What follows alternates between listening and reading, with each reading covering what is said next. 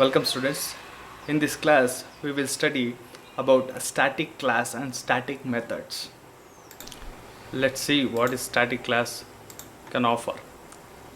So static class are a class declared using a static keyword or modifier. ನಿಮಗೆ ಗೊತ್ತಿದೆ static ಅಂತ ಒಂದು keyword ಇದೆ, ಅದನ್ನು ನಾವು ಮುಂಚೆ ವೇರಿಯೇಬಲ್ ಡಿಕ್ಲೇರ್ ಮಾಡಲಿಕ್ಕೆ ಯೂಸ್ ಮಾಡಿದ್ವಿ. ಆ ಸ್ಟ್ಯಾಟಿಕ್ ಕೀವರ್ಡ್ ಯೂಸ್ ಮಾಡಿಕೊಂಡು ನಾವು ಕ್ಲಾಸಸ್ಗಳನ್ನ ಸ್ಟ್ಯಾಟಿಕ್ ಮಾಡ್ಬೋದು. ಸ್ಟ್ಯಾಟಿಕ್ ಕ್ಲಾಸ್ ಪ್ರಾಪರ್ಟೀಸ್ಗಳನ್ನ ಇನ್ಸ್ಟ್ಯಾನ್ಶಿಯೇಟ್ ಮಾಡೋಕ್ಕೆ ಆಗಲ್ಲ ಅಂತ ಒಂದು ಫೀಚರ್ ಡಿಫೈನ್ ಮಾಡುತ್ತೆ. Let's see what are the rules comes under static class. Static ಕ್ಲಾಸ್ಗೆ ಏನೇನು ರೂಲ್ ಅಪ್ಲೈ ಆಗುತ್ತೆ ನೋಡೋಣ. As I stated first earlier, static classes cannot be inherited or instantiated. Inherited ಅಂದರೆ ಒಂದು ಬೇಸ್ ಕ್ಲಾಸ್ ಸೂಪರ್ ಕ್ಲಾಸ್ ಮಾಡೋದು. ಇನ್ಸ್ಟ್ಯಾನ್ಶಿಯೇಟೆಡ್ ಅಂದರೆ ನೀವು ವೇರಿಯೇಬಲ್ ಅಥವಾ ಆಬ್ಜೆಕ್ಟ್ ಡಿಕ್ಲೇರ್ ಮಾಡೋದಕ್ಕೂ ಬೇಕಾಗಿಲ್ಲ. ಆಬ್ಜೆಕ್ಟ್ ಡಿಕ್ಲೇರ್ ಮಾಡದೆ ಸ್ಟ್ಯಾಟಿಕ್ ಕ್ಲಾಸ್ನ ಯೂಸ್ ಮಾಡಬೇಕಾಗುತ್ತೆ. All the methods member of static classes must be static. ಅಂದರೆ ಒಂದು ಸ್ಟ್ಯಾಟಿಕ್ ಕ್ಲಾಸ್ ಮಾಡಿದ್ರೆ ಅಂದರೆ ಅದರಲ್ಲಿ ಮೆಥಡ್ ಇರ್ಬೋದು ಅಥವಾ ವೇರಿಯೇಬಲ್ ಇರ್ಬೋದು, ಎಲ್ಲ ಪ್ರಾಪರ್ಟೀಸ್ ಕೂಡ ಸ್ಟ್ಯಾಟಿಕ್ ಅಂತ ಡಿಕ್ಲೇರ್ ಆಗಿರಬೇಕು.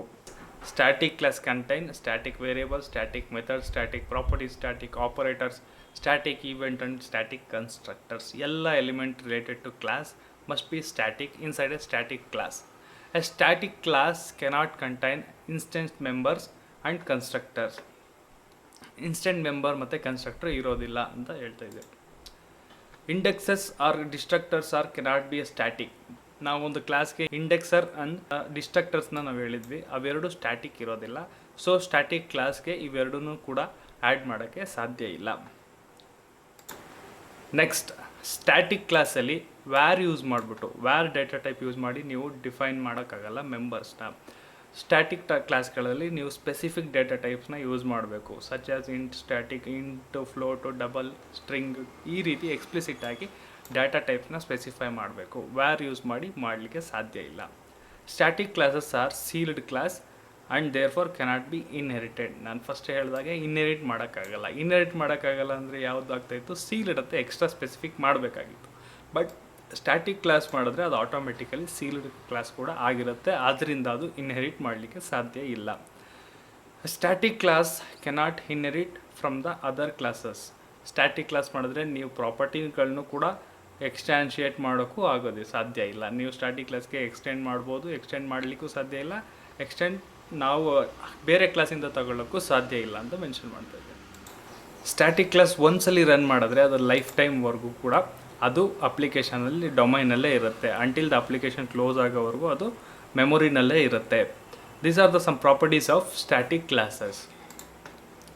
ಒಂದು ಮೆಥಡ್ ಸ್ಟ್ಯಾಟಿಕ್ ಆದರೆ ಏನೇನು ಪ್ರಾಪರ್ಟೀಸ್ ಬರುತ್ತೆ, ಏನೇನು ಫೀಚರ್ಸ್ ಬರುತ್ತೆ ಅನ್ನೋದನ್ನು ನೋಡೋಣ. Static methods can be identified using static keyword. Static ಮೆಥಡ್ನ ನೀವು ಒಂದು ಮೆಥಡ್ನ ಸ್ಟ್ಯಾಟಿಕ್ ಮಾಡಬೇಕು ಅಂದರೆ same as class and variables static ಅಂತ ಕೀವರ್ಡ್ ಹಾಕಬೇಕು. ರಿಟರ್ನ್ ಟೈಪ್ಗೆ ಬಿಫೋರ್ ಸ್ಟ್ಯಾಟಿಕ್ ಅಂತ ಕೀವರ್ಡ್ ಹಾಕಿ ಅದನ್ನು ಸ್ಟ್ಯಾಟಿಕ್ ಮಾಡಿಫೈಯರ್ ಹಾಕಿ ನಾವು ಒಂದು ಮೆಥಡ್ನ ಸ್ಟ್ಯಾಟಿಕ್ ಮಾಡ್ಬೋದು. Static methods can be overloaded but cannot be over ridden.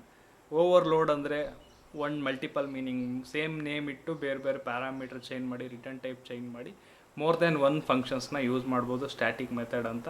But cannot be over ridden. Inherit ಮಾಡೋಕ್ಕೆ ಸಾಧ್ಯ ಇಲ್ಲ ಅಂತ ಅಂದಮೇಲೆ ಓವರ್ ರಿಡನ್ ಮಾಡೋಕ್ಕೆ ಸಾಧ್ಯನೇ ಇಲ್ಲ. ಒಂದು ಕ್ಲಾಸ್ ಇನ್ನೊಂದು ಕ್ಲಾಸಲ್ಲಿ ಇನ್ಹೆರಿಟ್ ಮಾಡ್ಕೊಂಡಾಗ ನಾವು ಫಂಕ್ಷನ್ಸ್ನ ಮಾಡಿಫೈ ಮಾಡಿ ನಮ್ಗೆ ಬೇಕಾದಂಗೆ ಬಿಹೇವಿಯರ್ನ ಕೋಡ್ ಮಾಡ್ತೀವಿ. ಅದನ್ನು ಓವರ್ ರಿಡನ್ ಅಥವಾ ಓವರ್ ರೈಡಿಂಗ್ ಅಂತ ಹೇಳ್ತೀವಿ. ನಾವು ಒಂದು ಕ್ಲಾಸಲ್ಲಿ ನಾವು ಸ್ಟ್ಯಾಟಿಕ್ ವೇರಿಯೇಬಲ್ ಮಾಡಿದಾಗ, ಸ್ಟ್ಯಾಟಿಕ್ ಮೆಥಡ್ಸ್ ಮಾಡಿದಾಗ ಎಲ್ಲ ಕ್ಲಾಸ್ಗಳು ವೇರಿಯೇಬಲ್ಲು ಸ್ಟ್ಯಾಟಿಕ್ ಆಗಿರುತ್ತೆ. ಅದರಿಂದ ಒಂದು ಮೆಥಡ್ ಕ್ಲಾಸ್ ರಿಲೇಟೆಡ್ ಸ್ಟ್ಯಾಟಿಕ್ ವೇರಿಯೇಬಲ್ನ ಯೂಸ್ ಮಾಡ್ಬೋದು.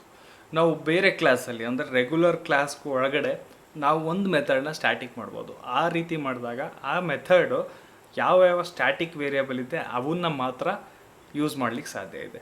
In terms of other word, static methods R class variables and class functions. Object ಇಲ್ಲದೇ ನೀವು ಅದನ್ನು ಕಾಲ್ ಮಾಡ್ಬೋದು, ಅದರ ಸ್ಟ್ಯಾಟಿಕ್ ವೇರಿಯೇಬಲ್ಸ್ನ ಯೂಸ್ ಮಾಡಿ. ಓಕೆ, ಸ್ಟ್ಯಾಟಿಕ್ ಕ್ಲಾಸ್ ಯಾವ ರೀತಿ ಡಿಕ್ಲೇರ್ ಮಾಡೋದು ಅನ್ನೋದನ್ನು ಒಂದು ಸಿಂಟ್ಯಾಕ್ಸ್ ಮತ್ತು ಎಕ್ಸಾಂಪಲ್ ನೋಡೋಣ.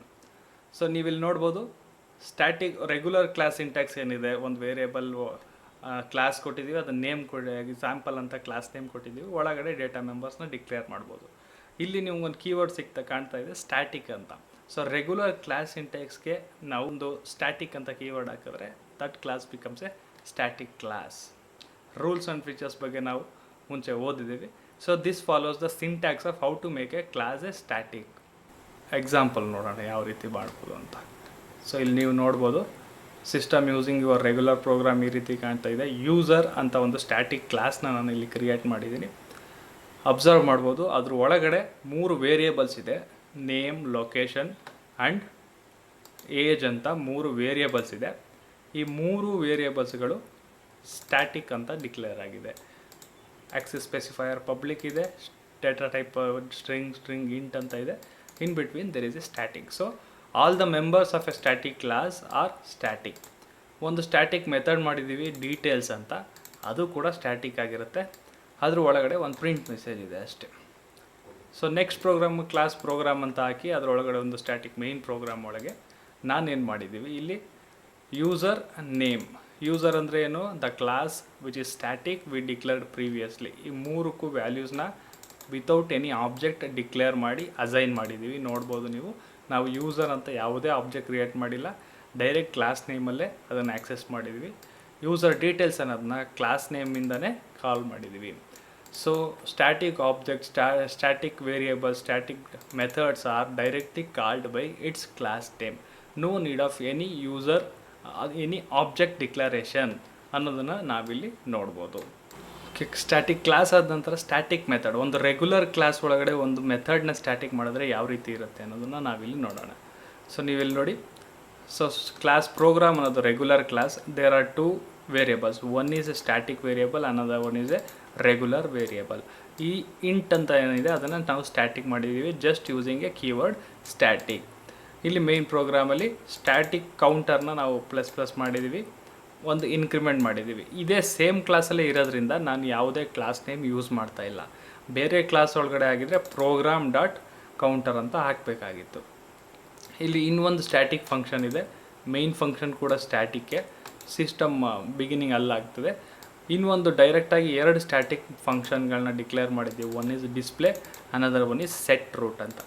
ಡಿಸ್ಪ್ಲೇ ಒಳಗಡೆ ಏನಾಗಿದೆ, ಒಂದು ಪ್ಯಾರಾಮೀಟರ್ ಪಾಸ್ ಮಾಡಿದ್ದೀವಿ, ಅದನ್ನು ಪ್ರಿಂಟ್ ಮಾಡ್ತಾಯಿದ್ದೀವಿ. ಸೊ ನಾವು ಆಗಲೇ ಹೇಳ್ದಂಗೆ ಸ್ಟ್ಯಾಟಿಕ್ ಮೆಥಡಲ್ಲಿ ಯಾವುದೇ static method can only use static variables ಅಂತ ಹೇಳಿದ್ವಿ. ಆದರೆ ನಾವು ಇಲ್ಲಿ ಸ್ಟ್ರಿಂಗ್ನ ಯೂಸ್ ಮಾಡ್ತಾಯಿದ್ದೀವಿ. ಯಾಕೆ? ಸ್ಟ್ಯಾಟಿಕ್ ಮೆಥಡ್ ಯಾವುದಾದ್ರು ಎಕ್ಸ್ಪ್ಲಿಸಿಟಾಗಿ ವೇರಿಯೇಬಲ್ನ ಯೂಸ್ ಮಾಡಬೇಕು ಅಂದರೆ ಅದು ಎಕ್ಸ್ಪ್ಲಿಸಿಟಾಗಿ ಈ ರೀತಿ ಪ್ಯಾರಾಮೀಟರಲ್ಲಿ ಕಳಿಸ್ಬೇಕು. ಈ ರೀತಿ ಪ್ಯಾರಾಮೀಟ್ರಲ್ಲಿ ಯಾವ ವೇರಿಯೇಬಲ್ಸ್ ಬರುತ್ತೆ ಅದನ್ನು ಸ್ಟ್ಯಾಟಿಕ್ ಮೆಥಡ್ಗಳು ಯೂಸ್ ಮಾಡ್ಬೋದು. ಅಂದರೆ ಈ ಮೆಥಡ್ ಒಳಗಡೆ ನೀವು ನೇಮ್ ಅನ್ನೋದನ್ನ ನಾವು ಯೂಸ್ ಮಾಡೋಕ್ಕಾಗೋದಿಲ್ಲ. ಆದ್ದರಿಂದ ನಾವಿಲ್ಲಿ ಡಿಸ್ಪ್ಲೇ ಒಳಗಡೆ ಏನು ಸ್ಟ್ರಿಂಗ್ ಕಳಿಸ್ತೀವಿ ಅದು ಇಲ್ಲಿ ಟೆಕ್ಸ್ಟ್ ಆಗಿ ಡಿಸ್ಪ್ಲೇ ಆಗ್ತದೆ. ಈ ರೀತಿ static method can only access the static variable of that particular class and can access the explicitly passed arguments. ಯಾವುದು ಆರ್ಗ್ಯುಮೆಂಟ್ಸ್ ಪಾಸ್ ಆಗಿರುತ್ತೆ ಅವನ್ನ ನಾವು ಯೂಸ್ ಮಾಡ್ಬೋದು. ಇಲ್ಲಿ ನಾವು ರೂಲ್ ಮೆಥಡ್ ಅದನ್ನೇ ಹೇಳುತ್ತೆ, can only access local static variables and cannot access non-static variables unless they explicitly pass the parameter ಅಂತ ಸ್ಟ್ಯಾಟಿಕ್ ಮೆಥಡ್ಗೆ ನಾವು ಇಲ್ಲಿ ಡೀಟೇಲ್ಸ್ನ ನೋಡಿದ್ವಿ. ಇದೇ ರೂಲ್ಸ್ ನಾವು ಆಗಲೇ ಸ್ಟಡಿ ಮಾಡಿದ್ವಿ. ನಾವು I represented with A example.